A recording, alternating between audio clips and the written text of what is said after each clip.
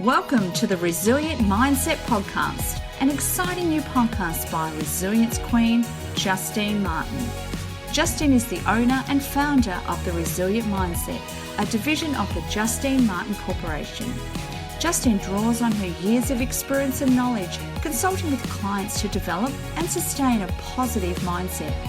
Focused on igniting your passion, purpose and power, follow the Resilience Queen each week as she delves into the mind of her guests, exploring fascinating stories and inspiring journeys. Ahuva Hershkop is a Toronto-based anti-diet dietitian and burnout coach for professional women. In her one-to-one group coaching and corporate partnerships, she supports professional women and the organisations they support in stepping out of the working mum hustle culture that leads so many women to burnout, so they can start enjoying their days again and making their goals a reality without losing themselves or compromising on their professional aspirations in the process. Welcome, Ahuva, to the Resilience Mindset Podcast. How are you today? I'm so great. How are you?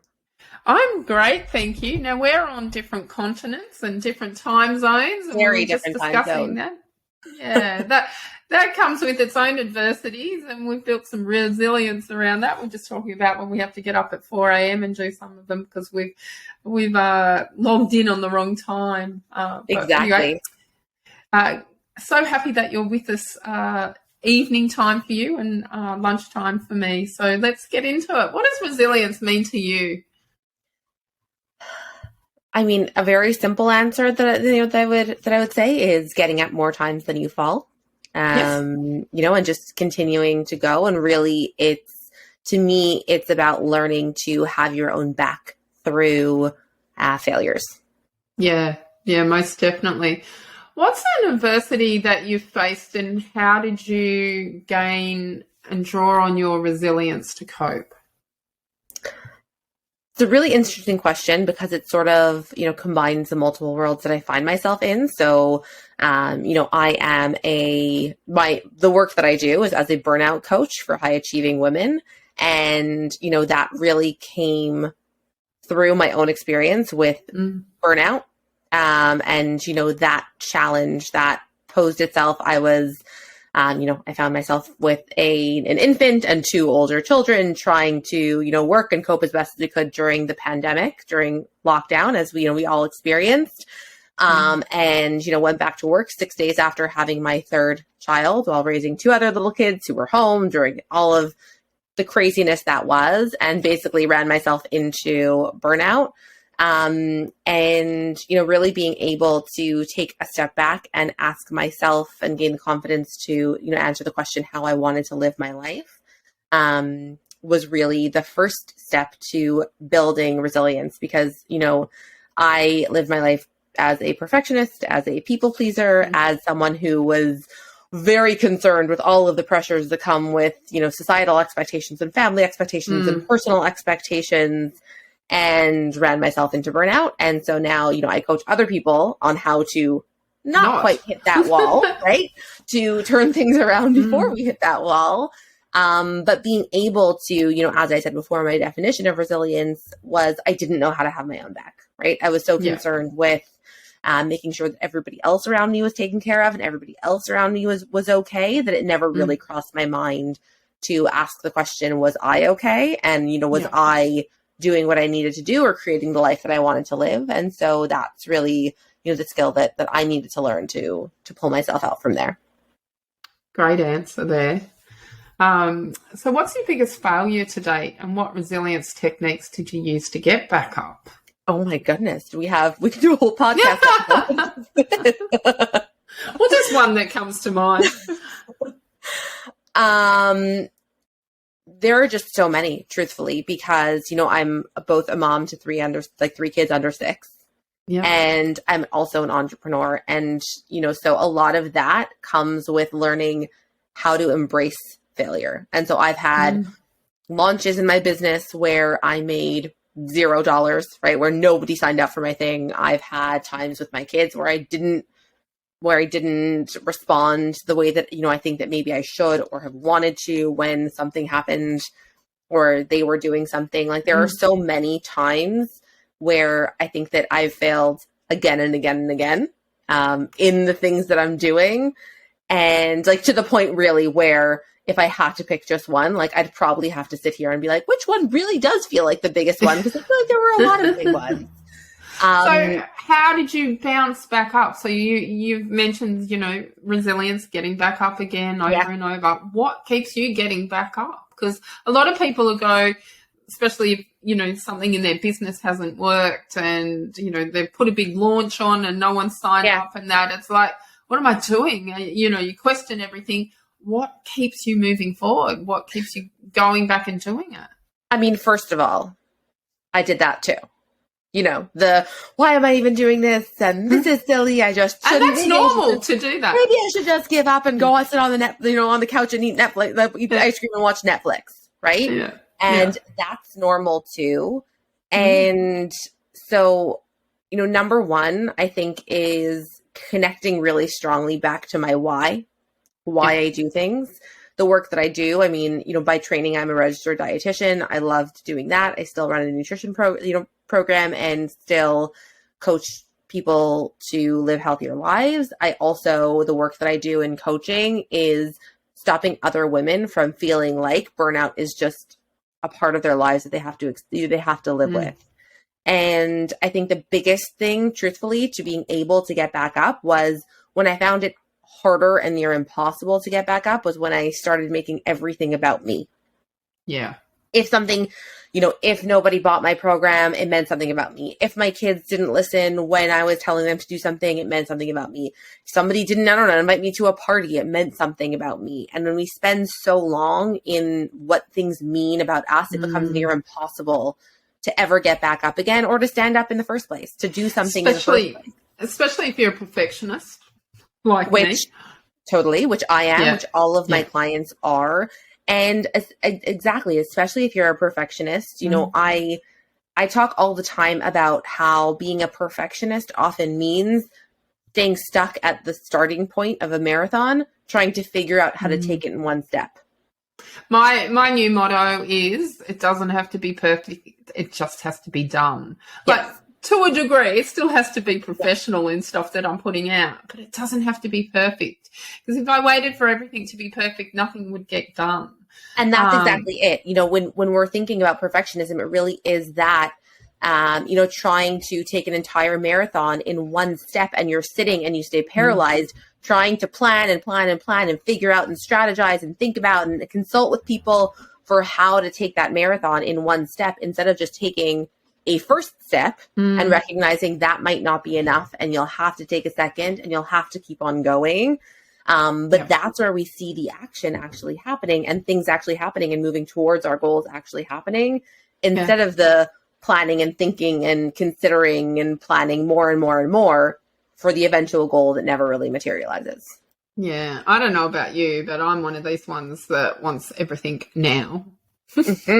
Totally. Yeah, and there's a lot of people like that. They want it now, and it's like, okay, well, let's slow it down, break it down in those steps, and what do I have to do? And often it's so much easier to say to other people, right? To be able to say, hey, like, we don't have to have everything now.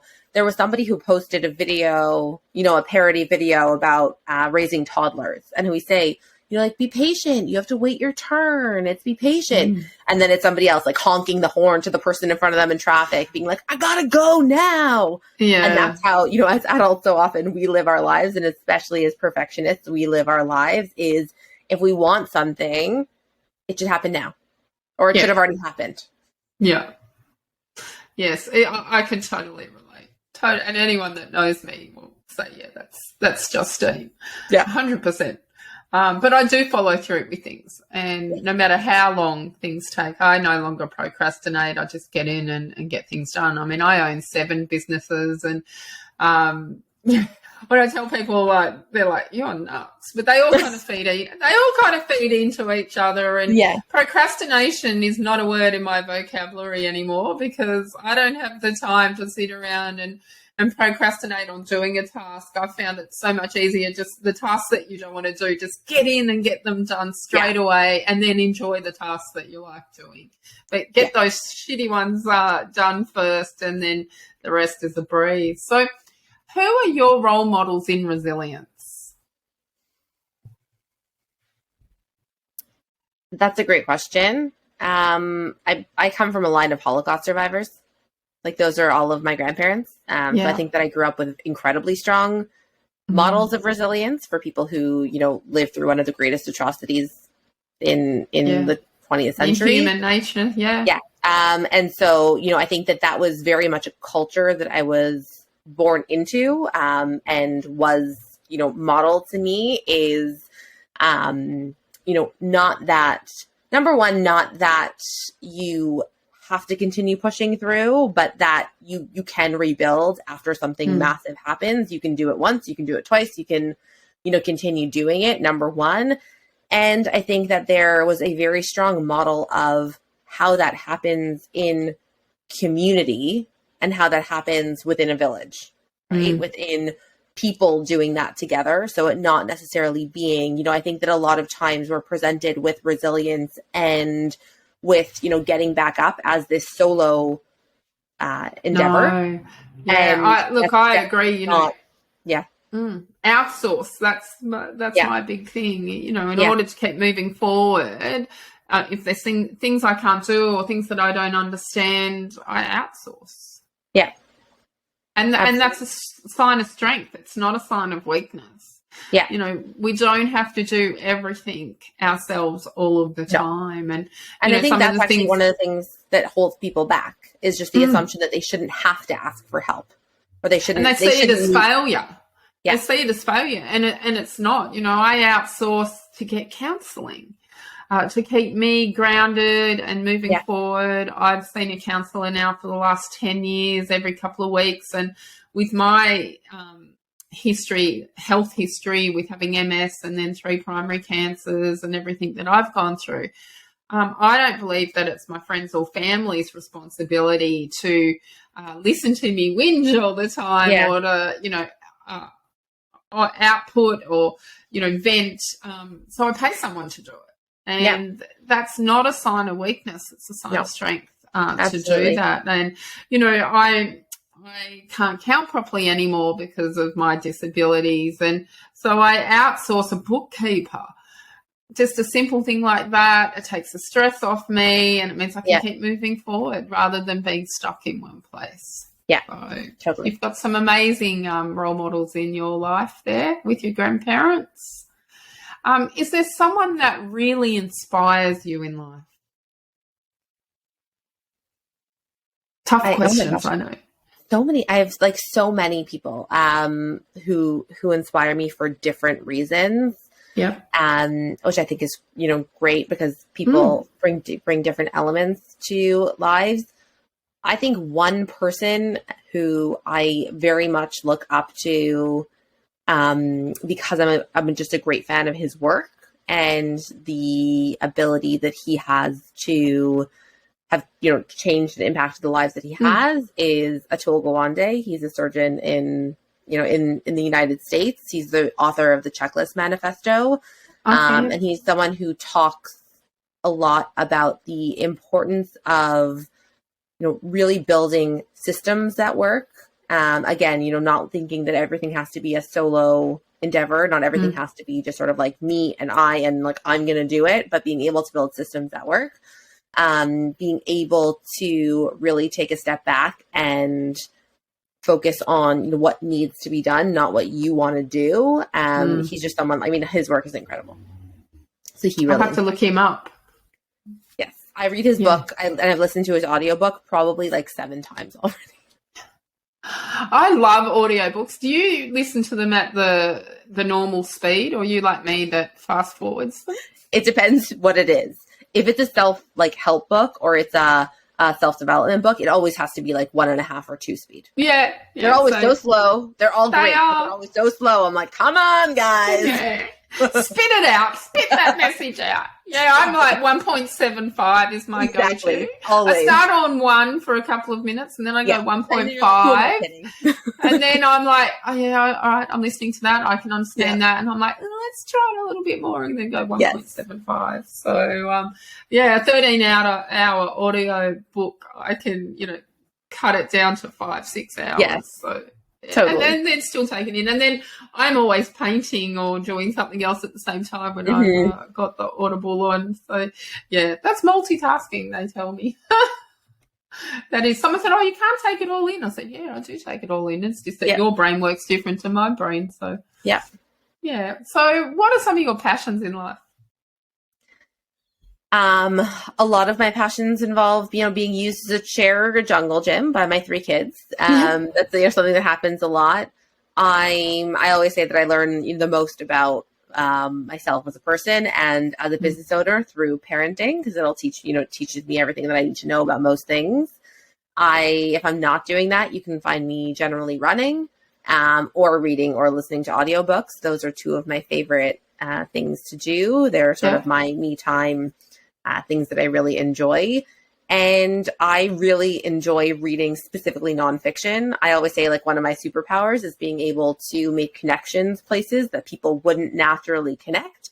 So often the nonfiction that I'm reading seems like it has nothing to do with anything that I would ever enjoy. And yet somehow, it always ends up relating to some area of my life. Cool. Have you thought about writing your own book? I have one day. It's like a 10-year goal. Why not now? Why not now? That is an excellent question. There are more things, I think, or more sort of areas that I want to explore in my own professional work, in my own sort of practice before I put it down on paper. Because I was talking about this in a previous episode, most people say they want to write a book. They've got a book in them. Everyone has a book in them. Yeah. And they'll wait until they retire before they start writing that book, if they ever write it. And there's no time like the present to write it down, put a message definitely out there. So hence I'm writing quite a few books this year. I've finished the first draft on the next one, so that's great. Now I'm up to fluffing it out a bit more. Yeah. And it'll be a book on resilience as well. So I'm taking all the information I learned from all the podcasts and everyone that I've interviewed. So how do you deal with setbacks in your life? A couple of different ways. Yeah. Number one is I've learned to stop not letting them feel like crap. I used to go straight into it's fine. Everything's fine. We're all fine. Let's just keep going. And I found that ended up burning me out more. That sort of, there's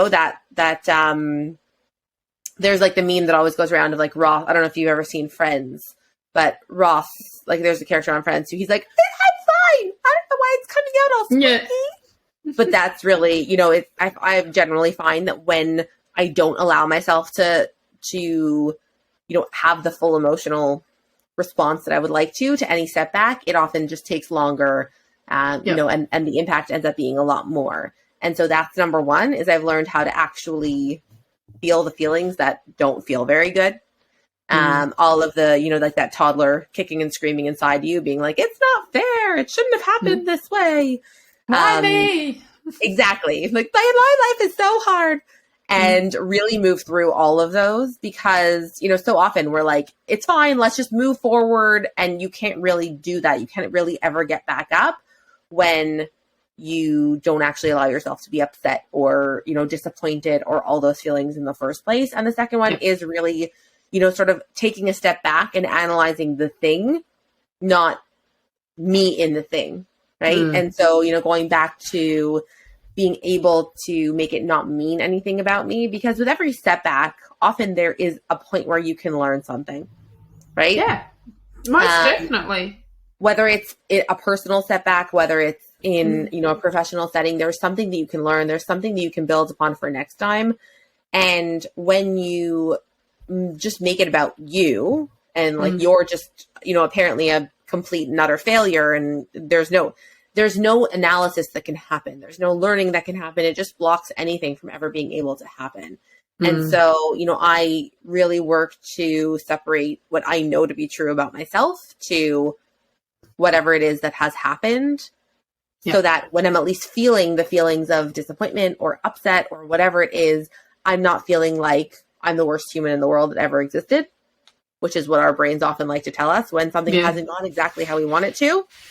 And I, can then actually learn from the experience. Yeah.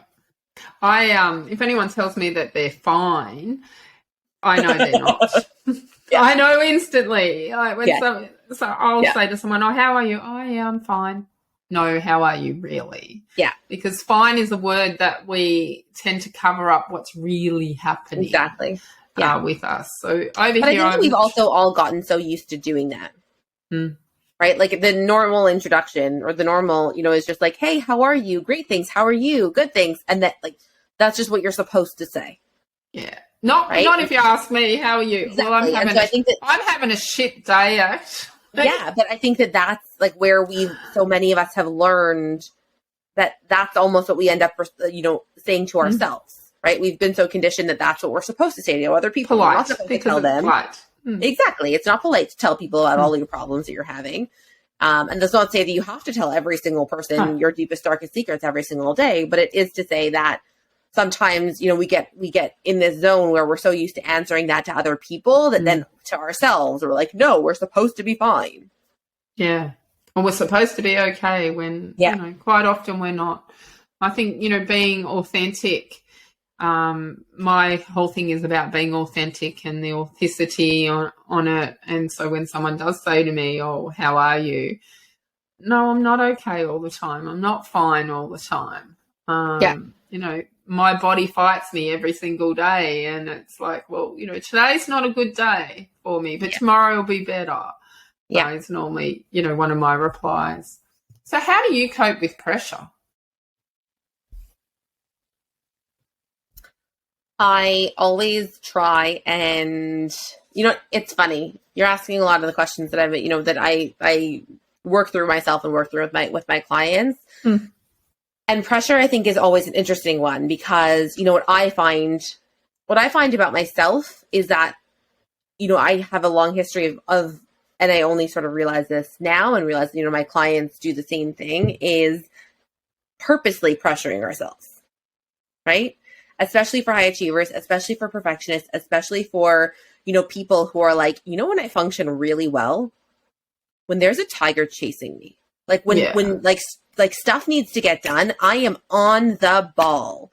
Then I can get myself to a point of being like, the laundry needs to get put away right now. So do you think it's the adrenaline from it? That's how you cope with the pressure? I think that a lot of women are very good at getting themselves to a place of relying on adrenaline. Yeah.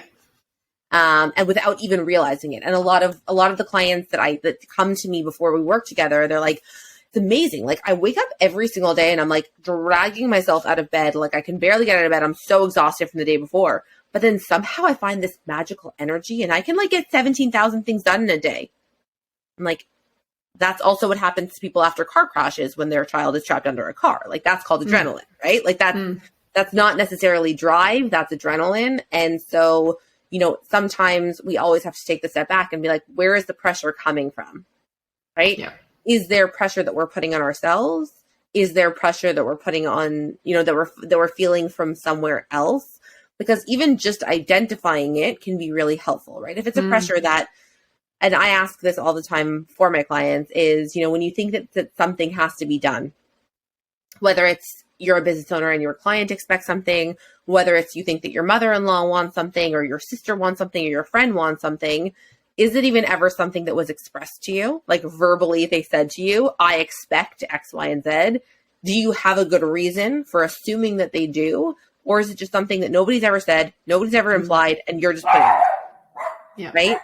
And I always think that it's important to be able to clarify what level that pressure is coming from, because the response that we have to have is different to each one, right? Yeah. If it's nobody's ever said this to me, nobody's ever implied that they want, they're coming over for dinner and there should be 17 dishes available, I'm just putting that on myself. Then we get to ask the question, do you want to keep that pressure or do you want to get rid of it? Right? Yeah. It's different if it's something that is, an expectation, or it's a boss telling you, whatever the situation is. If you're someone, who works for somebody else and they outline certain things that pressure you, but just identifying where it's coming from can be really helpful in actually understanding how best to address it. Yeah, and then, once you recognize it and, if you are an adrenaline junkie, that, in itself will lead to burnout because your body will only sustain it for so long. Exactly. Before, you'll peak and then you'll just drop from it. So, very valid points there. So what are some of your self-care? What do you do to practice self-care and personal wellness? So as I said, I love physical movement. I love running. I love, lifting weights. I love, being able to take that time. I love reading actually from a book when I can. And self-care really for me looks a lot like doing nothing. I'm very much a person, and, a lot of my clients are the same way, where it's like, I'm always doing something. I want to feel productive. I want to feel like I'm doing them, like, and that makes me feel good at the end of the day. And a lot of my work in the last couple of years has been shifting away from that mindset. We don't always have to do things all of the time. And so a lot of the time, self-care I have my nails done now because that's the number one self-care thing that I do, actually, truthfully. I normally do as well, but I'm in plaster at the moment, so mine all had to come off 6 weeks ago when I had surgery, and I feel very naked. So I have to have my nails done all the time. It changes how I show up as a human. It always just, and you do whatever works for you. Exactly. It's one thing that I am religious about. And like a lot of it is learning, like the self-care that I do is learning how to take even small breaks of not doing anything. Even if it's like a 1 minute, I'm going to put my phone down and I'm going to just sit on the couch for a minute, or, I'm just going to listen to a song and just like sit down, or whatever that looks like, for you, but that's what it looks like for me. It's like small little pockets of time to start reintroducing not doing anything. Yeah. Mine's massages. Oh, so good. For a weekly massage, which is not a relaxation massage. With the MS in my legs, it's definitely not a relaxation one, but it's my self-care that I do. I weight train 3 days a week. I walk when I can. They're all part of my self-care regime. Looking after my skin, the fuel that I eat, so making sure that I'm eating good, healthy food, not high processed, crappy food. Fueling my mind is part of my self-care. So, looking on social media, if there's someone's values that aren't, aligning with mine, unfollowing them, unfriending them. Unsubscribing from things is actually a big part of my self-care. Getting emails where I'm like, I do not want this energy in my inbox, and hitting the unsubscribe button. I'm like, that's amazing self-care. Look at you showing up for you today. It's so empowering to do that. I did that a while ago, a couple of years ago, went through and unsubscribed to everything, and then realized that I'd actually cut off all my loyalty programs as well. I'm like, oh my God, I've lost all those points. So now some of them still come in, but they go in the junk folder. They go in the junk folder now. So, they're still coming in, but I'm not clogging up my inbox when I've got about 8 different emails. So they come in from everywhere. Okay, next question. What do we got? What's a favourite movie that features a person's inner strength to get back up? What's one of your favourite movies that does that? Well, right now I just watched Top Gun Maverick. Oh, yes. Because I love Top Gun. Me too. Like the original Top Gun. Like me too. It's one of my favorites. I went to the movies when it first came out. That's showing my age. So my uncle took me. So my father used to be obsessed with Top Gun, and so I really did also. And I actually do think that shows resilience, like his Tom Cruise's character getting back up after the massive loss that he had. Definitely. I also just love it. Yeah, me too. And then I think I saw Maverick 4 times in the theatre. Did you? Year. Yeah. So, and I'm waiting for it's on streaming at the moment, and it's on Prime. Prime, Amazon Prime, and I'm waiting for it to actually go down on the freebie list. It's like I'm not paying for it again. It's not on the freebie list there yet. No, not yet. They've reduced the price down, but it's not on the freebie list yet. Here it's free already. So well, it won't be long before it is. On repeat. Yeah, no, I love Top Gun, the original one. Not a Tom Cruise fan, but I loved I loved the movie. Exactly. Yeah, the whole movie. Yeah, and then 36 years I waited for the sequel with a lot of other people did. Crazy. As well, yeah. What's a quote that you live by?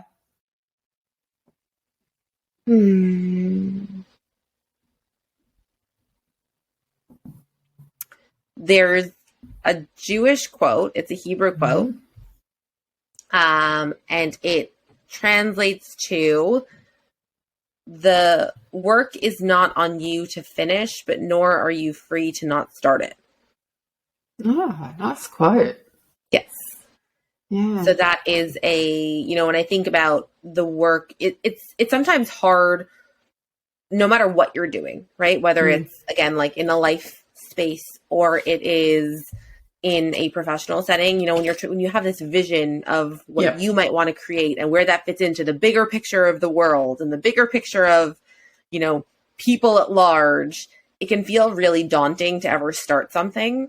And I think that sort of, mindset and that freedom has just given me the opportunity to be like, it doesn't have to be, I don't have to be the person that changes the entire world or that finishes something massive, but also you have to do your part.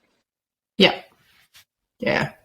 Totally understand that. What job position have you loved the best and why?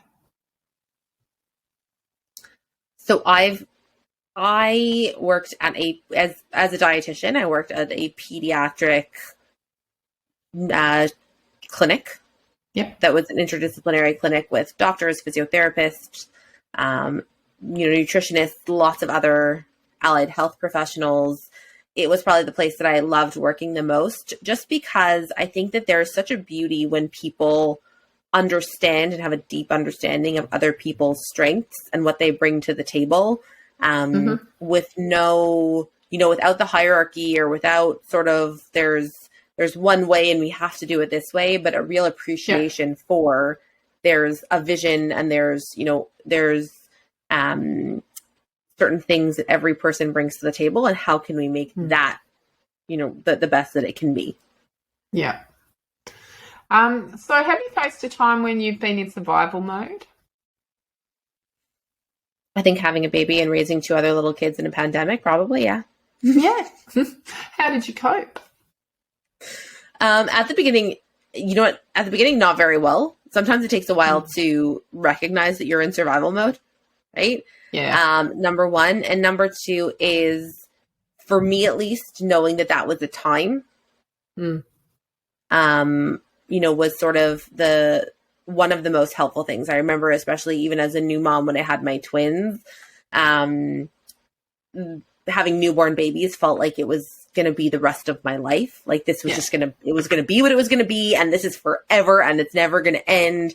And at least doing it the second time around, while it was a heck of a lot more stressful, having other children and being in lockdown and all the things, knowing that there was a time where it wasn't going to be like that was one of the things that helped me the most, to be able to just sort of like take it day by day, number one.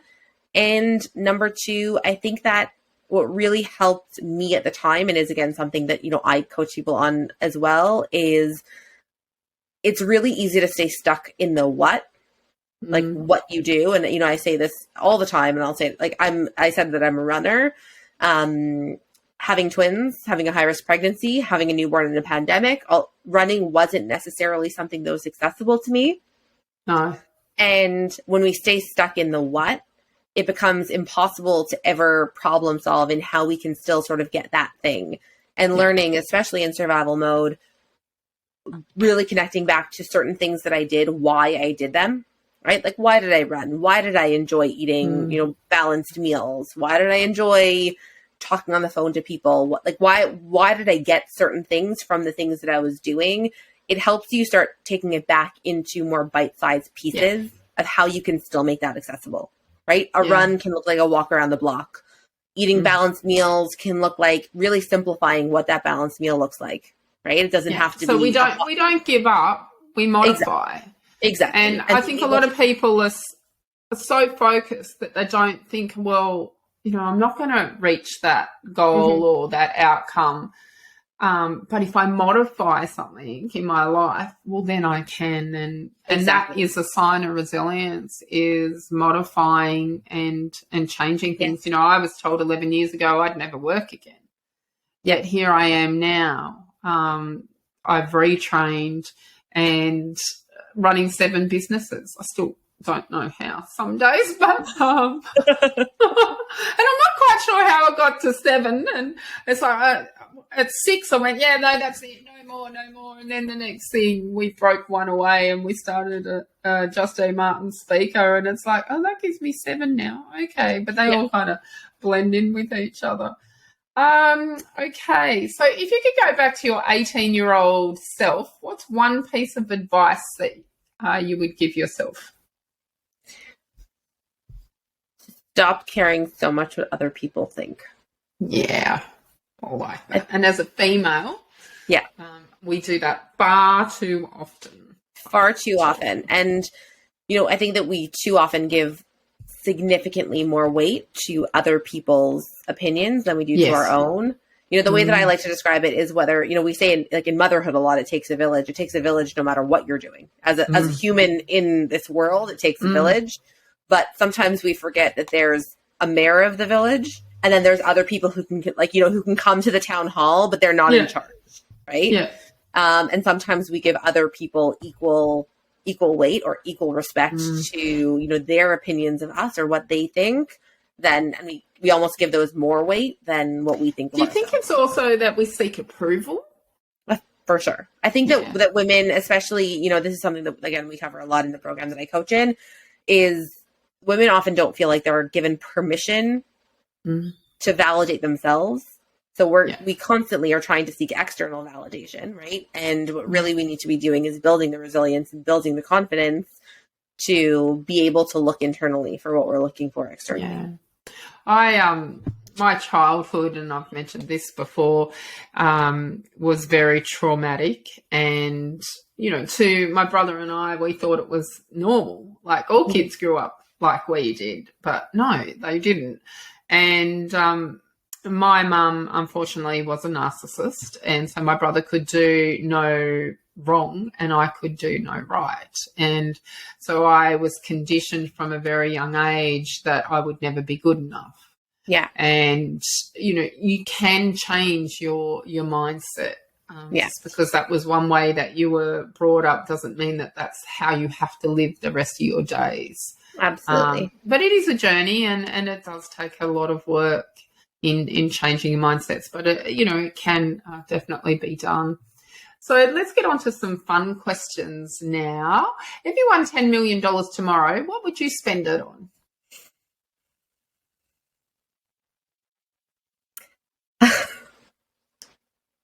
Tough question. I'm the kind of person who I have like the most boring answers to these questions. I'm like, I would probably pay off a mortgage and then mortgage and then put it into investment bonds so that it can keep on earning money for me over time. I'd pretty much do the same thing. I would also, I'd probably take $100,000 out first and go on a worldwide first class. Definitely do some nice vacations or something too, True. For sure. Set up a couple of trust funds for the grandkids. I've got 7 of them, so that would probably take up $700,000 if I put $100,000 into that. My kids need to stop populating the world because it's costing me money. I say to them all the time. If you could live anywhere in the world, where would it be? I don't know exactly where, but I always say that I would want to live very close to the equator. Because number one, hot. Yes, the weather is nice, number one. But number two, there aren't as many fluctuations in the days. Temperatures. Yeah. In the temperatures and the day. So there's always here in Toronto where I am, in the winter, it's night at 4 p.m. and in the summer, it's 9:30. And I'm like, I don't really need either of those. I need sunlight until 7 p.m. and then I'm good. You So would I like would where want, my son lives. My son lives in Townsville in far north Queensland, and they yeah, don't have daylight savings time, and the weather very rarely gets below 20, and summer it's bloody hot up there. But, during winter it's a nice 28 degrees, and yeah. that's about a hot day for us here in Victoria because we're always cold down here as well. So I'd probably live. I want to have a few different houses around the world so I could, beat winter all year round. That is also true. I'm not a good cold person. No. And I live in one of the coldest states of Australia. So what was your favourite subject in school? I loved biology. Did you? I did. I really like understanding how things work. Yep. And so bio really, just being able to study the human body and understand how things work was really cool to me. Still, so did you have to cut up rats or frogs or anything over there? Because we did. Actually never dissected anything, so maybe I wouldn't have liked it so much if we had to. We had to do a rat. And yeah. I have a phobia on rat and mice, and the poor little thing was tied on the board, and we had to measure the intestines, and God, I'm going back 35 years and I can still remember it. All right, moving right along. What are 3 books you'd recommend to my audience and why? Checklist Manifesto, as I said before. Just excellent book. Something so simple. There was the book is really about how they implemented a 2-minute checklist before surgery and how it reduced error rates by 47%. And teaches a lot about other things in life, but just something so simple that had such an impact. Atomic Habits by James Clear is one of my favorite books on, for anyone who wants to change something that they're doing. And one of my old favorite books, but that I actually haven't read in years, but has always been a favorite, is The 5 People You Meet in Heaven by Mitch Albom. Might have to read that one. I love it asking these questions because, they're books that you've never heard of and you wouldn't even know where to start Googling for them. And thanks for those recommendations. What's one question you'd wished that I'd asked you and how would you have answered? I think you asked me so many questions. I don't know. I think we had such a great discussion. We are very concise on this podcast. We like to cover everything. Okay, so some now quirky questions. Okay. Pineapple on pizza, yes or no? No. Oh, I don't know if we can be friends now. It's also just so liquidy. So then doesn't it make the cheese watery? No. Okay. You strain it out. You got to strain that juice out of it and then double cook it, and it's good. Okay, that makes more sense. So we have in Australia. I don't know if you have them over there. We have one called Aussie. So, which is an Aussie is bacon, egg, and pineapple. Interesting. Yeah, and I load it up with other ingredients as well on gluten-free base. And then tolerate the lactose for a little bit. So tea, coffee, hot chocolate, or wine? Always coffee. I grew up always drinking coffee, so I love coffee. And how do you have your coffee? I always take it with either 2% milk or non-dairy creamer. I did a podcast this morning and she likes maple syrup and cream in hers. And I'm like, I haven't heard that before. Yeah. I've got a friend that will like that. I've got to remember to tell her. But I also do like tea, hot chocolate, and wine. Ah, right. Do you have Milo over there? Have you got Milo? Do you know what Milo is? Yes. Yeah.